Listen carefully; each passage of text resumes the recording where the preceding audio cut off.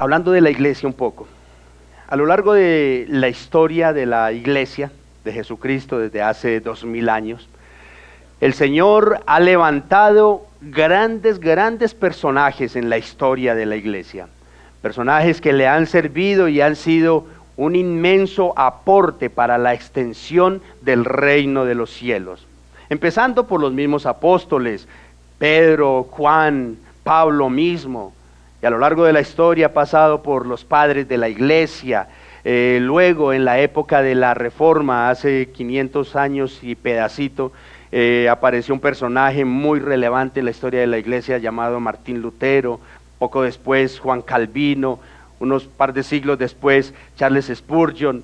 Y muchos más, muchos personajes más que han marcado un punto bastante importante en la historia de la iglesia a modo universal, podríamos decirlo.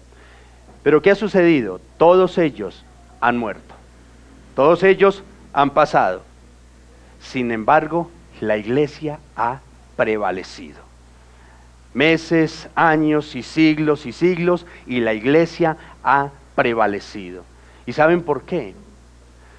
Porque el único que no ha muerto y que no ha pasado es el que compró la iglesia, el que la sostiene, el que la edifica. ¿Quién?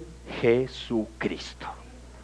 El único que realmente la iglesia necesita en todo tiempo y en todo momento, en las diferentes etapas de la historia. El único que no puede faltar en la iglesia de Cristo es precisamente Cristo Jesús. Y es por eso que la iglesia ha prevalecido. ¿Cuántas guerras han pasado a lo largo de estos 2000 años? Cantidades, ¿no es cierto? Cantidades de guerras. ¿Cuántas pandemias, cuántas situaciones que han arrasado, por decirlo de alguna manera, han maltratado el mundo entero? Pero la iglesia ha prevalecido. Algo que me preocupaba hace días y me sorprendía era que leía por ahí un informe de los Estados Unidos, que allá creo que hacen estadísticas de todo. Decía que cada año en los Estados Unidos se cierran 4.800 iglesias cristianas, 4.800 congregaciones se cierran cada año. Pero cada año se abren 3.700 también. Pero si hacemos la suma y la resta que ahí vemos ahí, un déficit de 1.100 iglesias cada año. En lugar de aumentar el reino de Dios, el pueblo de Dios, pareciera que va disminuyendo. Y en América Latina los resultados no son muy diferentes tampoco. Cada día se cierran más congregaciones cristianas de las que se abren. Y eso preocupa, eso preocupa. Y máxime en tiempos como el que estamos viviendo, cada vez más complicados. Guerras y rumores de guerras, nuestro país con una guerra interna impresionante que aunque no se la quiera reconocer, ahí está, no de gratis son los miles de desplazados, los cientos de muertos también por los conflictos de los grupos armados. Eso es una guerra interna. Sin embargo, hay algo que genera esperanza. En medio de las preocupaciones, en medio de las tristezas, en medio de estos informes que de por sí son algo negativos, preocupantes, damos gracias al Señor Jesucristo por su fidelidad, por su bondad, por su misericordia, por su compasión, porque ha estado siempre presente en Renaciendo en Cristo. Siempre presente en Renaciendo en Cristo. Lo decíamos ahora en la oración inicial. Hace 9 años que abrimos las puertas de este lugar por primera vez. Pues hemos tenido que vivir una pandemia como todos ustedes. Pero también, como lo hemos dicho en otras ocasiones, la iglesia en sí ha vivido otro par de pandemias internas también, ¿no es cierto? Pero ahí ha estado la iglesia, ha sobrevivido. Y no por William, no por el pastor Armando, no por los servidores, no por los adoradores. ¿Saben por quién? Por Jesucristo. Porque cada uno de ustedes, de los que forman parte de la membresía de Renaciendo en Cristo, no están acá porque alguien de nosotros fue y lo convenció, no. Sencillamente compartimos un mensaje, pero el que da la convicción de pecado, de justicia y de juicio es ¿quién? El Espíritu Santo. Están acá, estamos acá todos porque el Señor es el que nos ha traído acá. Y doy gracias al Señor Jesucristo entonces por esa inmensa fidelidad. Son alarmantes, preocupantes. La pandemia, en el tiempo de pandemia, tantas iglesias que se cerraron, iglesias muy grandes de inmensas membresías se cerraron. Y poder sobrevivir a eso, una iglesia pequeña, es una bendición muy grande de Dios. Por eso es que es digno de celebrar cada aniversario, cada domingo, que el Señor nos permite abrir las puertas y exaltar su santo nombre.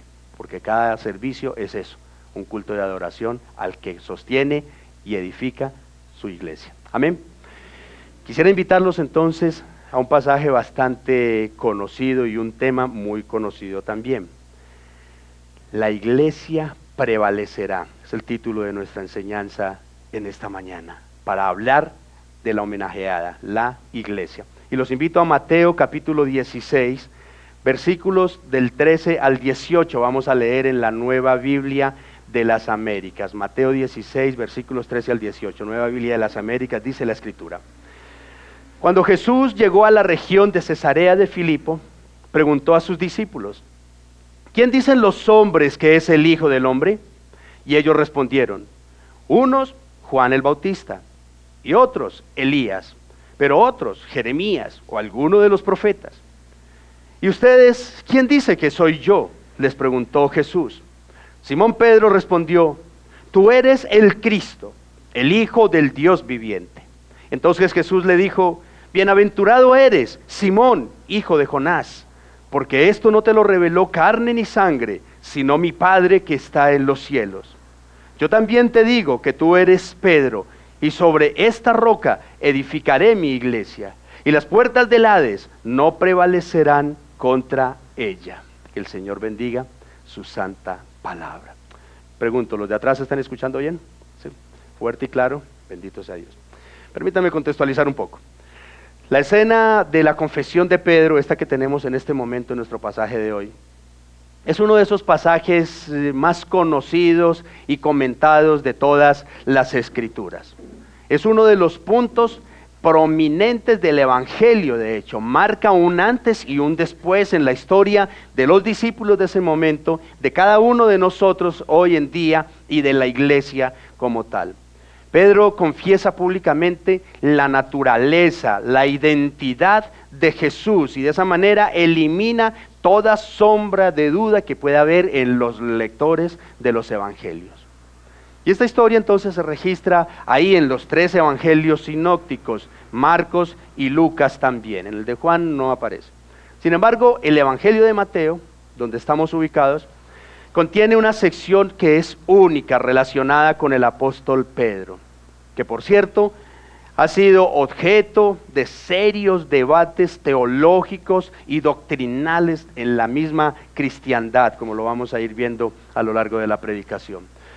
Pero también esta sección del Nuevo Testamento contiene una de las declaraciones más profundas y esperanzadoras de Jesús acerca de su iglesia,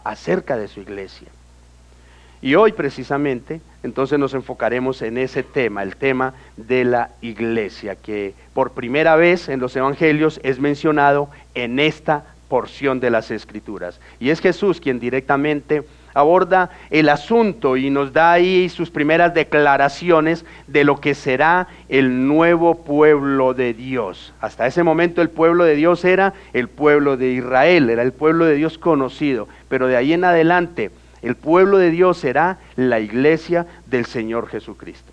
Así es que veamos entonces 3 aspectos fundamentales que aborda Mateo en estos versículos. Primeramente, ¿qué es lo que la gente dice acerca de Jesús?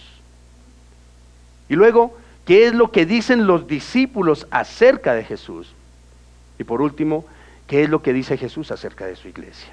Veamos entonces esta primera escena, lo que la gente dice acerca de Jesús. Como siempre, Jesús muy sabiamente lleva a sus discípulos al punto donde Él los quiere tener.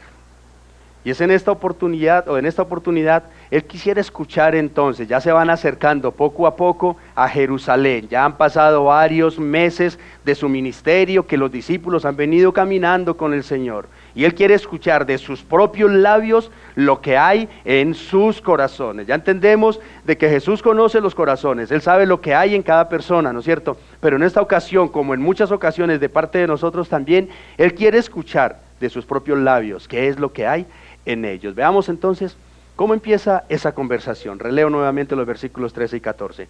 Cuando Jesús llegó a la región de Cesarea de Filipo, preguntó a sus discípulos: ¿quién dicen los hombres que es el Hijo del Hombre? Y ellos respondieron: unos, Juan el Bautista; otros, Elías; pero otros, Jeremías o alguno de los profetas. Bueno, Cesarea de Filipo, este lugar era una ciudad en las llanuras del monte Hermón, ubicado a unas cuantas millas al norte del mar de Galilea, el mar donde se desarrolló gran parte del ministerio del Maestro. El emperador de ese momento, o de años atrás, Augusto, se le había concedido a Herodes el Grande, unos 20 años, antes de Cristo. Herodes Felipe, hijo de Herodes, ordenó entonces la reconstrucción de esta ciudad y la expansión cuando llegó uno de los tetrarcas más importantes de esa época. Y lo hizo en honor a César, al emperador que se la regaló, y por eso la ciudad se llama Cesarea de Filipo. La ciudad era el centro del gobierno en ese momento. Y es ahí entonces donde el relato se centra por completo en esa conversación, esa interacción entre Jesús y sus discípulos más cercanos, los 12.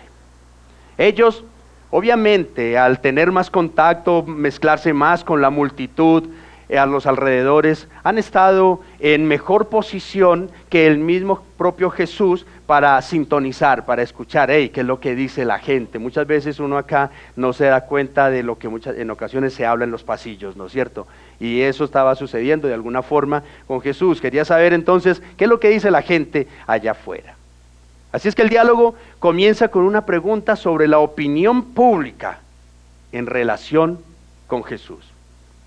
Y la pregunta tiene que ver aquí es con su identidad, con el carácter del ministerio de Jesús. ¿Cómo lo está encasillando la gente a Jesús? ¿Cómo están asimilando el ministerio del Salvador? ¿Qué es lo que se escucha allá afuera? Y la respuesta de los discípulos entonces hace eco de lo que ellos han escuchado afuera. Por ejemplo, dicen ellos, Herodes Antipas creía que Jesús era Juan el Bautista resucitado de entre los muertos y le tenía miedo incluso.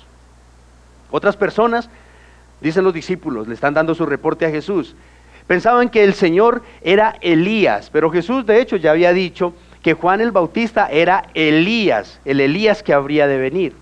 Y otras personas, le dicen ellos, pensaban que Jesús era alguno de los profetas, incluyendo Jeremías, probablemente porque su ministerio se estaba desarrollando en medio del sufrimiento y de tanta oposición como lo había vivido el profeta Jeremías unos años atrás. Y finalmente dicen ellos, otras personas pensaban que Jesús era cualquier profeta más. Pero si nos preguntamos nosotros en la actualidad, como ya lo hemos dicho desde este púlpito en otras ocasiones, hoy en día Jesús también, así como en aquella época, tiene muchos admiradores y muchos fans. Si Jesús estuviera en este tiempo, sería un gran youtuber con muchos seguidores. Porque el cristianismo en cierto sentido se ha vuelto una moda. Y si les preguntamos a la gente de afuera sobre Jesús, las respuestas son bastante variadas, pero por lo general equivocadas. Se escucha decir allá afuera que para muchas personas Jesús es un personaje muy interesante, personaje enigmático, lleno de sabiduría y con un estilo de vida bastante particular, dicen algunos. Para otros, Jesús, ¿quién fue? Un revolucionario, incluso hasta loco. Para los musulmanes, por ejemplo, Jesús es el más grande profeta que ha venido en nombre de Dios. Ese es el concepto que tiene el Islam acerca de Jesús. Para los gnósticos, los budistas, Jesús es un iluminado que ha alcanzado los máximos estándares de la espiritualidad. Incluso para muchos creyentes, para muchos cristianos, Jesús no es más que el Dios apagafuego, a quien solamente se acude cuando hay problemas, tipo bomberos, ¿no es cierto? Marque al 911. Entonces, Jesús, vamos ahí. El Señor es mi pastor, nada me faltará, y Padre nuestro que estás en los cielos, bueno, en fin, ¿no? Y que venga Jesús a apagarnos el fuego. Para otros creyentes, Jesús no es más que el milagrero, el que hace las cosas sobrenaturales. Y en parte, obviamente, que esto es verdad, pero no es lo que realmente identifica a Jesús el Salvador. Pero en muchos casos el concepto y la confianza que la gente tiene acerca de Jesús no pasa de ahí, solamente se queda en esos conceptos. Si habla con un inconverso, ellos tienen su propia opinión, e incluso, como lo acabo de mencionar, muchos cristianos, estas son sus opiniones. Y es por esto entonces que Jesús, a través de este mensaje, también nos confronta a nosotros de manera bastante particular. Porque una cosa, hermanos, es lo que piensa el mundo, los que piensan allá afuera, los que nunca han escuchado un mensaje del Evangelio tal vez, los que nunca han tenido un momento de intimidad con Cristo. Una cosa es lo que piensan ellos, totalmente inconversos, pero otra muy diferente es lo que pensamos y decimos de Él, nosotros los que decimos ser sus seguidores, los que creemos en Jesús, o tal vez los que decimos ser incluso sus discípulos también. Eso es otra cosa, y eso nos lleva entonces al segundo encabezado, lo que dicen los discípulos acerca de Jesús. Cuando de Jesucristo y de fe se trata, en ocasiones se hace mucho más fácil opinar de lo que dicen los demás. Es mucho más fácil que lo que pensamos y creemos nosotros mismos. De hecho, se nos hace muy fácil decir como creyentes a veces, oiga, yo no entiendo cómo es que el hermano tal dice que es cristiano. Es más fácil medir la fe de los demás que la de nosotros mismos. Y esa es la posición en la que se encuentran los discípulos del Maestro en este momento. Así es que es hora de desnudar su corazón y el nuestro también. Dicen los versículos 15 y 16. ¿Y ustedes? ¿Quién dicen que soy yo?, les preguntó Jesús. Simón Pedro, como siempre, respondió, levantó la mano, tú eres el Cristo, el Hijo del Dios viviente. El diálogo entonces continúa aquí con esta segunda pregunta del Señor. Ellos han caminado y han convivido con Él durante más de 2 años ya. Lo han visto obrar milagros, lo han escuchado hablar con la sabiduría que nadie habla, vivir en la santidad que solo el Hijo de Dios podría vivir. Así es que la opinión de ellos es fundamental. Ellos han estado más de cerca con Jesús. Han compartido un techo, han compartido una mesa. Su concepto debe de ser diferente. Y para ellos entonces, ¿quién es Jesús? Y en representación de todo el grupo, Pedro acierta con esta confesión tan profunda e impactante acerca del Salvador. Mientras que el Evangelio de Marcos dice, tú eres el Cristo, y el Evangelio de Lucas dice, el Cristo de Dios, la respuesta que tenemos aquí en Mateo incluye todo lo anterior y expande más todavía, convirtiendo esta confesión de Pedro en una confesión de fe real. Esta respuesta de Pedro es la confesión de fe más extensa en todos los evangelios. Tú eres el Cristo, el Hijo del Dios viviente. Punto. Las palabras del apóstol tienen su fundamento en las esperanzas mesiánicas del pueblo de Israel en esa época, que desde muchos años atrás ellos estaban esperando que llegaría en algún momento a través de un descendiente de David. Y a pesar de que Pedro no comprendía, en ese momento Pedro no comprendía la totalidad de lo que sería la obra redentora de Jesús, y a pesar de que seguiría lidiando con sus errores, con sus impulsos, incluso con su pecado, su concepto y su fe en Jesús sí iba mucho más allá de lo que la gente de afuera decían. Para él Jesús no era un simple profeta, no era un simple mensajero, no era un simple enviado.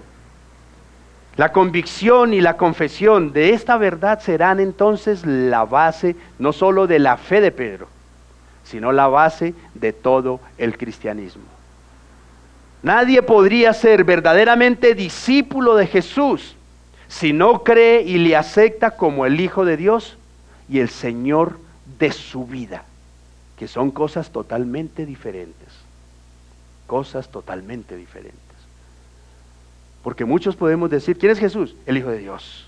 ¿Quién es Jesús? El Salvador. Pero Jesús no es tu Señor. ¿Y en qué consiste eso? El que gobierna tu vida, el que gobierna tus pasos, el que te libera de las ataduras del pecado, el que rescata tu vida del pozo cenagoso, de la maldad y del pecado, de la oscuridad, pero el que también te dice cómo debes caminar. Pero no todo mundo tiene ese concepto de Jesús. En cierta ocasión, un pastor le habló de Jesucristo a un doctor científico. El científico admitió, sí, yo aprecio mucho a Jesús como un gran maestro, un gran filántropo, un ejemplo de bondad y de amor, de pureza. Y el pastor le preguntó, ¿pero usted sí cree que Jesús es Dios y es Salvador del mundo? Y el científico le respondió, yo no creo en religiones. El pastor le dice, no se trata de religión. Se trata de si usted reconoce a Jesús, porque si no reconoce a Jesús como Dios, entonces todos los elogios que acaba de hablar bien de Él, no tienen valor.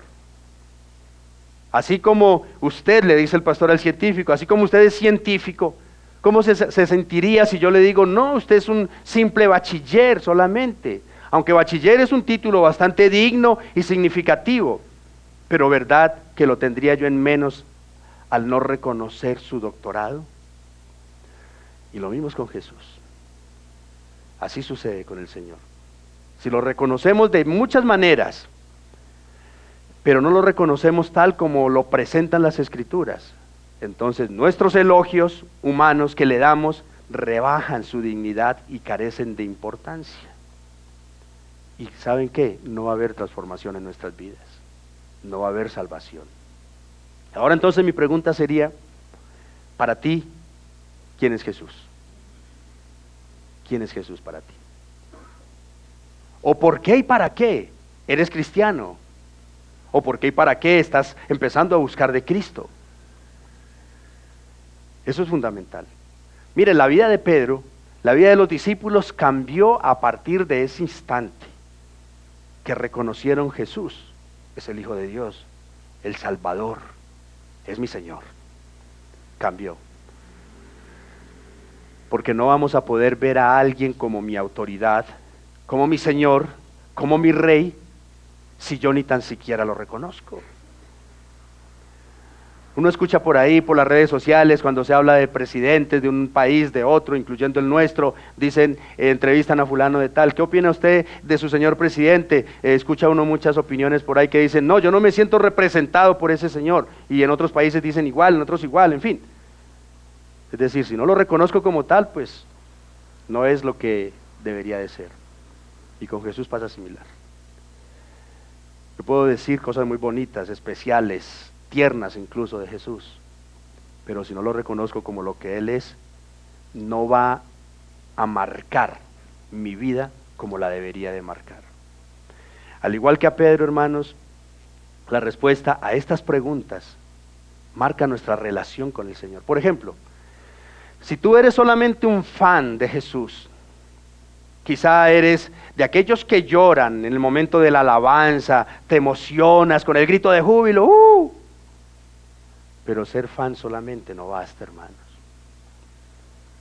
Si tú eres un admirador de Jesús, tal vez te hayas aprendido algunas de las frases célebres de Jesús. Tal vez lo elogias por esas frases especiales, admiras a Jesús, pero ser admirador no basta solamente. Y si para ti Jesús es el Dios apagafuego, como lo decíamos ahora, es el milagrero, es posible entonces que tus oraciones sean, quiero, dame, te pido, reclamo como muchos. Pero ¿saben qué? Ser pedigüeño no nos hace cristianos. Eso simplemente no nos hace cristianos. Pero si tú reconoces a Jesús de la misma manera que lo reconocieron Pedro y los demás discípulos, entonces para ti Jesús es el Cristo, el Hijo del Dios viviente. En ese sentido, sí soy un discípulo de Jesús. En otras palabras, Él es tu Salvador, el que perdona tus maldades, el que sana tus dolencias, el que te libera de las ataduras del pecado, el que restaura tu vida, pero también Él es tu Señor, el que gobierna tu existir, el que guía tus pasos, el que marca tu camino y tu destino. Por tanto, es necesario rendirnos ante su señorío. Y permítanme decirles algo a los que nos visitan. No se trata de religiones, de ninguna manera. No se trata de religiones. Sencillamente el cristianismo se lo enmarcó dentro del marco de las religiones, porque es un asunto de fe, es un asunto de espiritualidad. Pero en realidad Jesús nunca vino a presentarse como yo soy el fundador del cristianismo, no. Yo soy el camino, la verdad y la vida, dice. Yo soy el Salvador. Soy el Señor. ¿Y saben qué? Mucha gente batalla. Sus vidas patas arriba en muchos casos. A veces sin esperanza. Hoy está de moda aquello en las adolescentes y jóvenes de que las crisis existenciales porque se le ha perdido el sentido a la vida. ¿Quieres encontrarlo? Encuentra a Cristo. Encontremos a Cristo. Pero ante la respuesta de la gente, ahora la respuesta de Pedro y la respuesta nuestra, veamos lo que dice Jesús en el tercer encabezado. Lo que dice Jesús acerca de su iglesia. No sé si todos acá somos conscientes de lo que está sucediendo en esta escena. Pedro, como portavoz de los demás discípulos, ha reconocido a Jesús como el Salvador, como el Hijo del Dios viviente. Así es que la respuesta de Jesús ante esa revelación es crucial para sus seguidores. Veamos lo que dice el Señor Jesucristo, versículo 17. Entonces Jesús le dijo: bienaventurado eres, Simón, hijo de Jonás, porque esto no te lo reveló carne ni sangre, sino mi Padre que está en los cielos.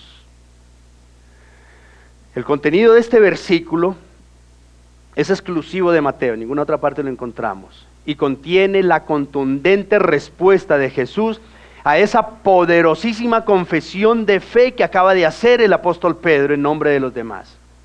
En primer lugar, el hecho de que el discípulo en el versículo anterior haya confesado y reconocido que Jesús es el Salvador, el Hijo del Dios verdadero, lo hace un hombre, dice Jesús aquí, inmensamente bienaventurado. ¿Sabemos lo que es bienaventurado?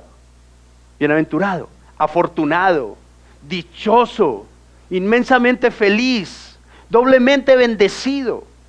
Es decir, es lo máximo. Eso es una persona afortunada.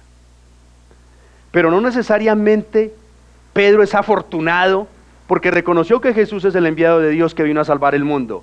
Si no, ¿saben por qué? Porque su confesión de fe no nació de una conclusión lógica de Pedro. Yo analicé esto, razoné con aquello y entonces concluí de que Jesús es esto. No, ni de los conceptos de él, no. Es afortunado porque en ese momento está reconociendo a Jesús como quien es, porque Dios mismo se lo acaba de revelar. Eso es lo que hace a la persona afortunada. Haber sido tenido en cuenta por el Creador para revelársele y permitirle que reconociera por medio de Jesucristo, conociera a Dios. Eso es lo que hace verdaderamente a un hombre afortunado, feliz, exageradamente bendecido. Dicho en otras palabras, no todo el mundo tiene la fortuna de que Jesucristo se le muestre como su Salvador. No todo el mundo tiene la fortuna.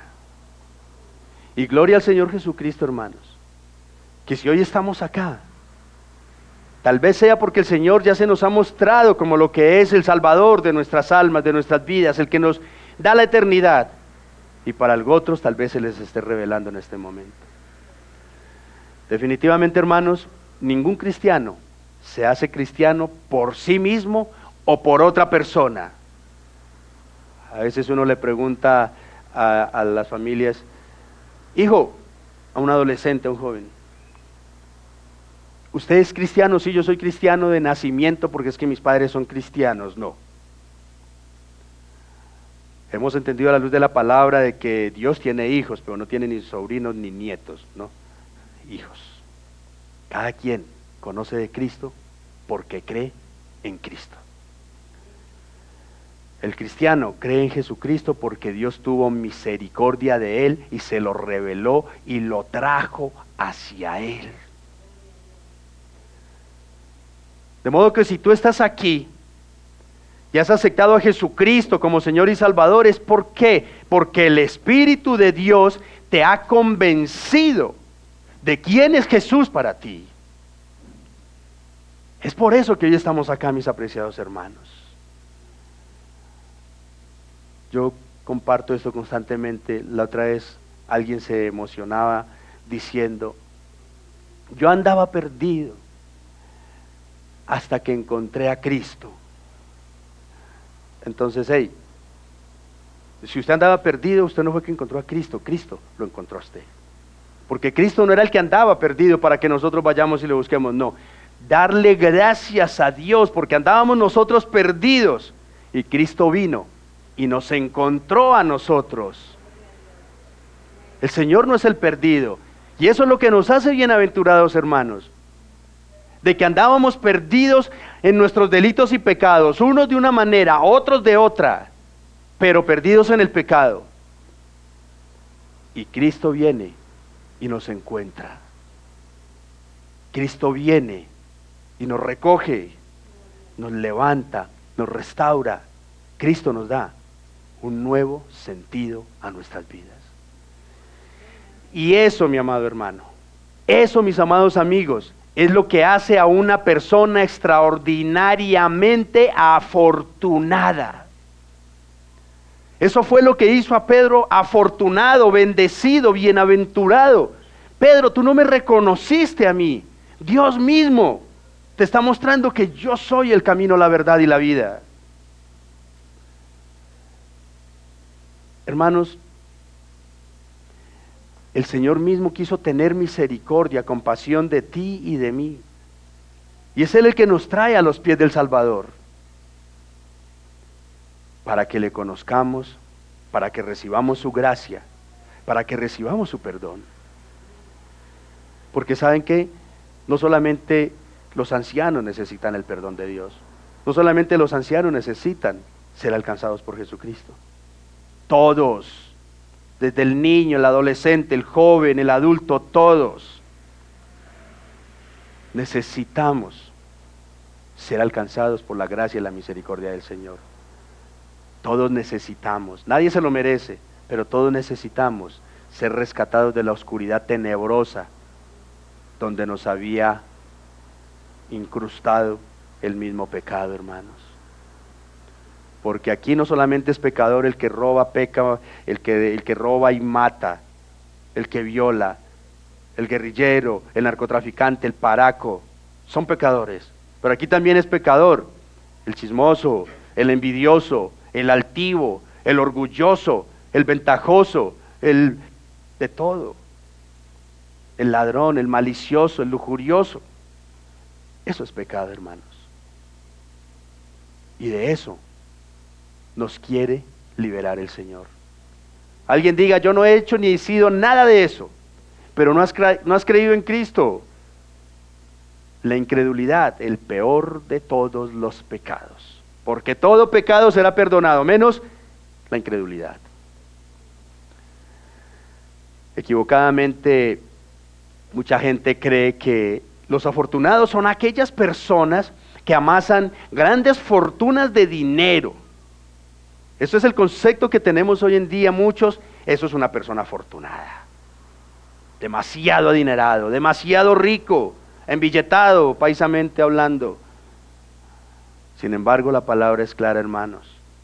Los verdaderamente dichosos y bendecidos son los que han sido tenidos en cuenta por Dios, para que reconozcamos a Jesucristo como nuestro Salvador. Esa es la verdadera grandeza, esa es la verdadera riqueza, hermanos.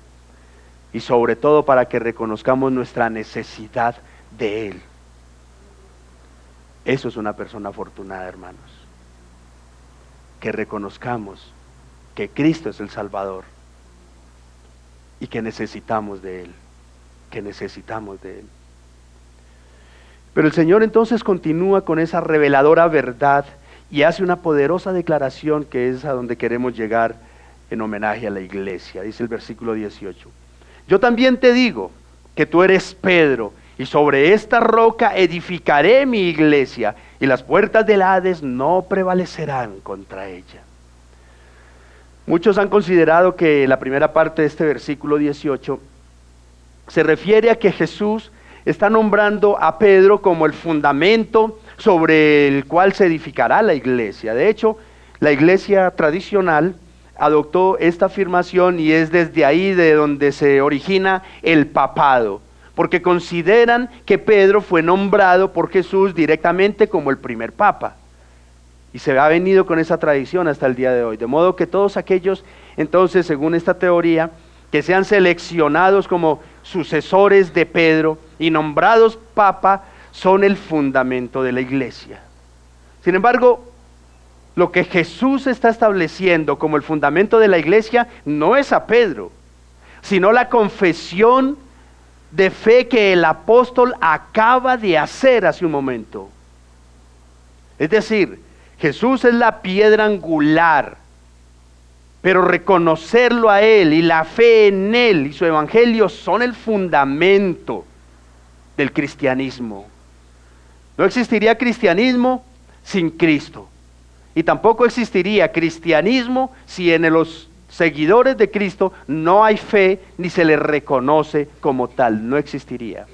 Por eso Pablo dice por allá en Efesios 2:20: están edificados sobre el fundamento de los apóstoles y profetas, siendo Cristo Jesús mismo la piedra angular.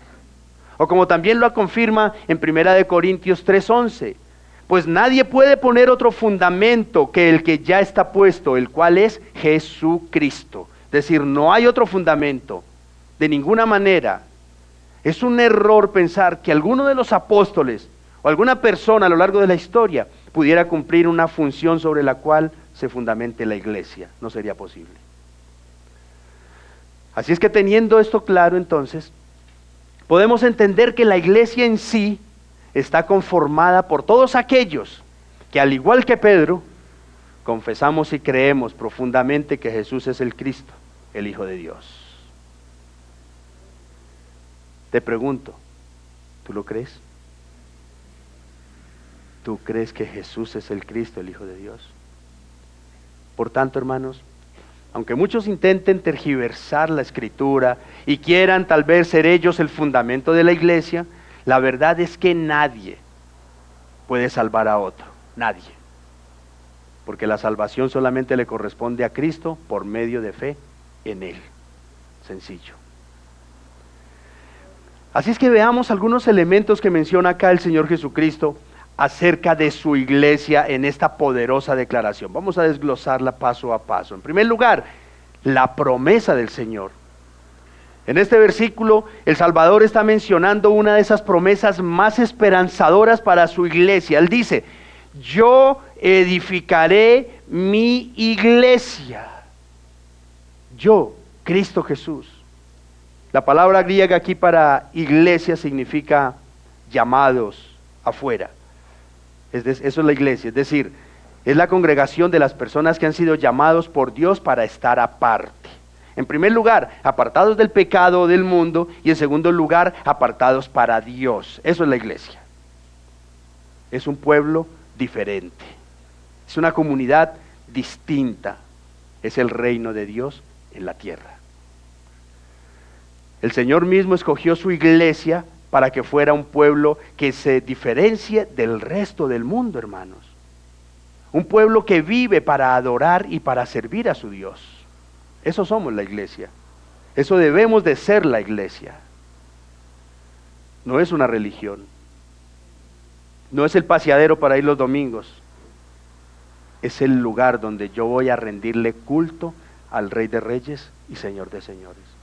donde voy y pongo a sus pies mi acción de gracias por tantas bendiciones que nos ha concedido.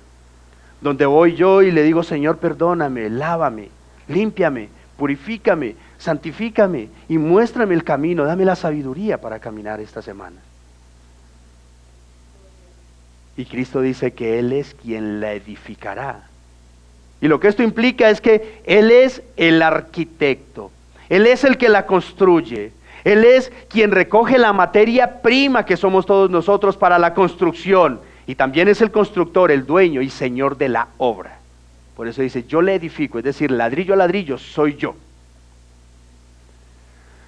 Amados, y este pequeño remanente que vemos acá renaciendo en Cristo, donde nos congregamos hoy, forma parte de la gran iglesia universal que Cristo mismo edificó. Y que es exclusivamente de Él, por Él y para Él. Por eso dice, mi iglesia. No la iglesia de William, no la iglesia de Armando, no la iglesia del grupo de adoración, no la iglesia de nadie en particular, no es la iglesia del Papa, no es la iglesia de los grandes teleevangelistas, no es la iglesia de los grandes pastores presidentes. No, hermanos, Jesús es claro, mi iglesia. Este servidor es el que alimenta la grey. Son las ovejas de Renaciendo en Cristo, pero no son mis ovejas. Todos nosotros, incluyéndome a mí, somos ovejas de Cristo. A duras penas he derramado sudor cuando me toca venirme corriendo para acá, pero Cristo derramó sangre por cada uno de ustedes. Por eso con autoridad dice mi iglesia. Jesucristo fue quien la compró a precio de sangre, dice. No le pertenecemos a nadie, ni aun a nosotros mismos, sino a aquel que nos compró. Ni Renaciendo en Cristo, ni ninguna otra congregación puede ser edificada por hombres, hermanos. Puede ser posible, claro, que los hombres con sus estrategias, su inteligencia, sus métodos, tal vez levanten un emporio, una organización con cara de iglesia. Pero la iglesia de Cristo, ese pueblo que Cristo ha llamado a salvación, a santidad, a libertad, a vida nueva, solamente el Señor la puede construir. Solamente el Señor. Porque muchas personas pueden levantar un negocio y puede convocar gente para ver cuánto se recogen en ofrendas, en diezmos, en dinero. Pero no son ovejas de Cristo, ni son siervos de Cristo. Es un negocio. Pero la iglesia de Cristo es donde realmente el Señor nos libera, nos da vida nueva, nos restaura, nos conforta, nos anima, nos alienta, hermanos. Y eso no lo hacen los hombres. Un ser humano tal vez podrá dar un sencillo consejo en medio de una crisis a alguien, pero un consejo no regenera los corazones. Un consejito no restaura una herida causada por una ofensa tremendísimamente grande. Pero ¿saben qué? Cristo sí lo puede hacer. Así es que Cristo fue quien en su infinita misericordia diseñó y estableció que hace 9 años acá en Renaciendo en Cristo abriéramos las puertas de este lugar y fuese inaugurada. Él es el que ha permitido que esta obra que Él ha venido edificando, hoy estemos aquí celebrando con gozo, con alegría, con regocijo, con emoción, nuestro 9º aniversario. Los hombres fallamos, pero Cristo no, hermanos, Cristo no. Igualmente también sabemos que para edificar se necesitan materiales, ¿no es cierto? Y varios elementos, muchos elementos. Y según Pedro, en una de sus cartas, dice que todos ustedes y yo también somos piedras vivas, que una adherida sobre la otra, formamos parte de esta edificación que es la iglesia de Cristo Jesús. Porque tampoco podría haber iglesia si no hay comunidad. Tampoco podría haber pastor si no hay ovejas. No habría rebaño sin ovejas. Pero ¿cómo es que el Señor entonces edifica su iglesia? ¿Cómo es que la edifica? Primeramente, El Señor edifica su iglesia cuando todos, mis apreciados hermanos y amigos, reconocemos que la única cabeza de la iglesia es Cristo y nadie más. Los demás somos servidores todos. Cuando todos nos sometemos a Él sin buscar un prestigio, un reconocimiento, sin buscar sobresalir por encima del mismo Cristo incluso. El Señor edifica su iglesia con la verdad de la palabra. No puede haber un mejor pegamento para estar en un mismo sentir, en un mismo espíritu, que las verdades de la Escritura que nos convencen y nos unen. Miren, cuando las personas empiezan a seguir sus propias verdades, sus propios conceptos, por encima de la verdad de la palabra, inmediatamente, inevitablemente, se comienza a fisurar, a agrietar la edificación. Lo que mantiene la iglesia unida, definitivamente, es la verdad de Cristo. El Señor edifica su iglesia, santificando y moldeando a cada uno de nosotros. Así como el constructor, ¿no es cierto? Él pule y moldea los ladrillos porque este va a encajar aquí, este va a ir acá, hasta que encaja perfecto en el lugar que le corresponde. Asimismo el Espíritu Santo nos va también a nosotros quitando todas aquellas asperezas y nos va poniendo ahí donde tenemos que ir. Eso es edificar la iglesia. El Señor edifica su iglesia ayudándonos a vivir en unidad. Aunque entre nosotros haya discordancias, claro que sí. Escuchen esto, es muy difícil que en un lugar que está lleno de personas imperfectas, como lo somos nosotros, imperfectas, y llenas de resabios muchas veces, no haya una que otra diferencia. Eso es imposible. Pero aún así el Señor nos une, si nos guiamos por su consejo y por su amor, porque eso es la iglesia, donde hay amor. El Señor también edifica la iglesia al romper las cadenas del pecado que mantienen atado el corazón del ser humano. Miren, el objetivo de cada predicación, los miércoles, los domingos, en los días de ayuno acá, es que la enseñanza de la palabra nos muestre, limpie nuestra mente, nos muestre nuestro corazón, nuestro pecado, y a la luz de la palabra seamos purificados. Pero sobre todo, hermanos, el Señor edifica su iglesia derramando sobre nosotros su amor y su gracia, para que también nosotros nos amemos unos a otros. Una iglesia sin amor, una iglesia donde solamente es un club social, a duras penas, buenas, al de enseguida. No me interesa lo que está viviendo el otro, no conozco a este otro ni tampoco me interesa conocerlo, no me interesa que nadie me conozca a mí. Eso no es la iglesia. La iglesia es comunidad, es familia, hermanos. Una iglesia donde hay amor, paciencia, tolerancia, respeto.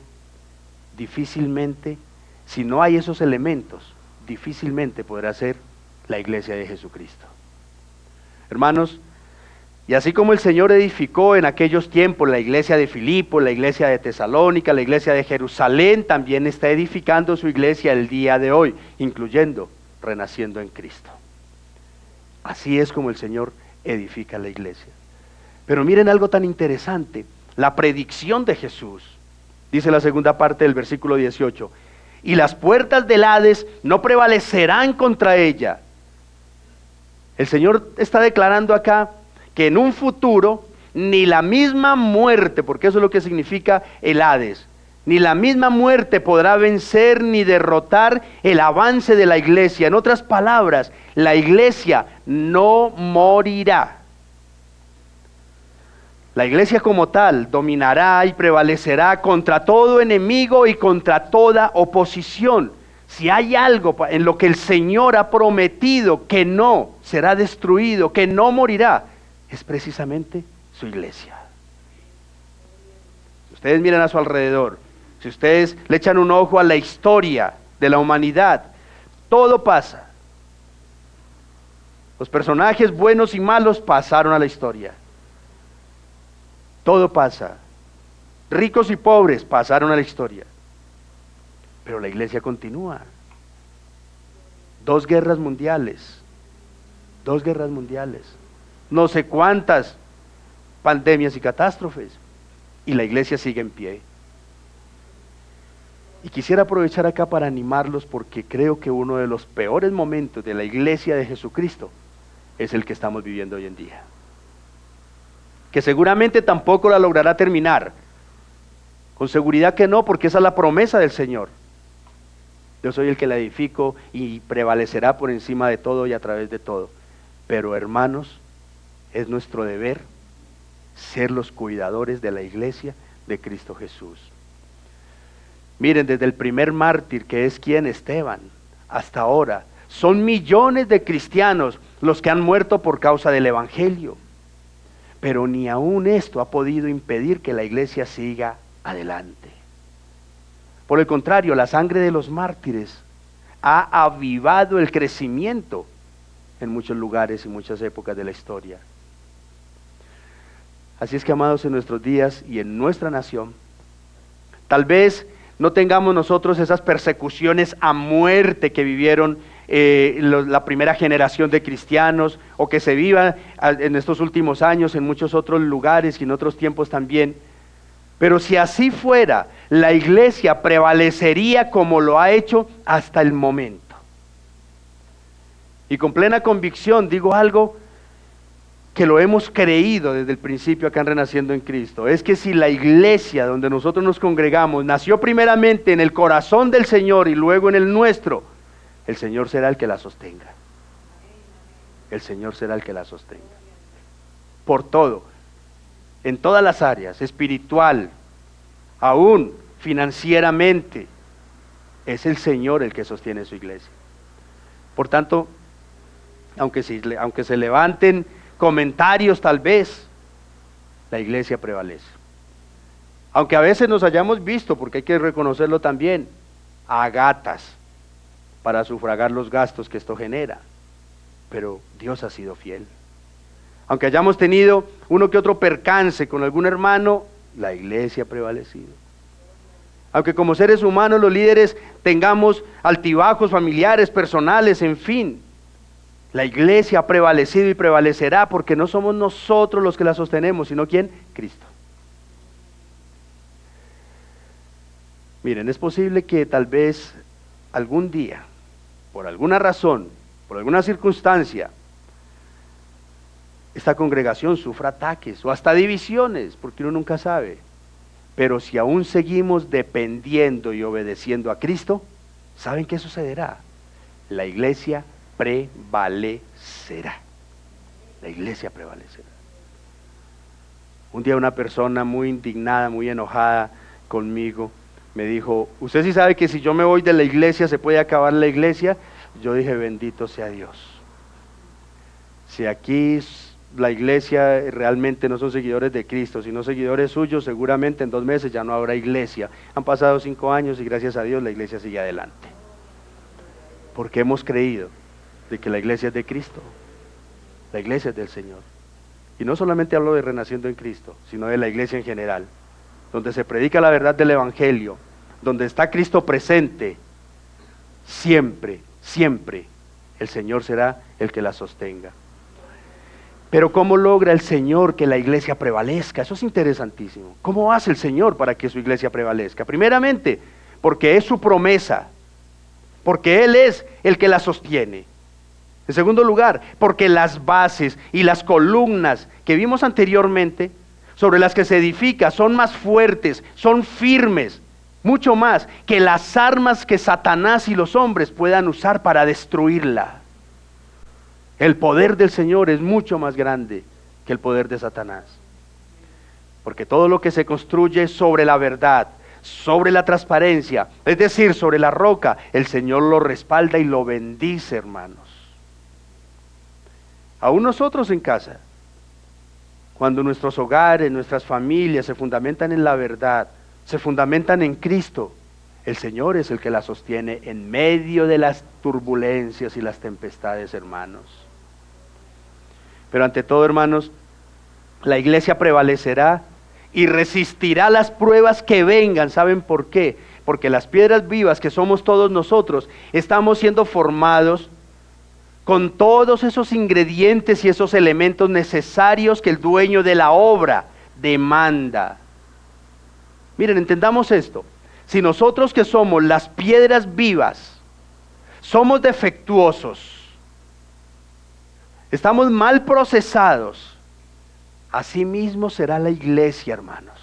Ustedes se dan cuenta, por ejemplo, algunas construcciones, de hecho en nuestra ciudad hemos tenido un par de malas experiencias de edificios que se han caído, se han ido al piso. ¿Por qué?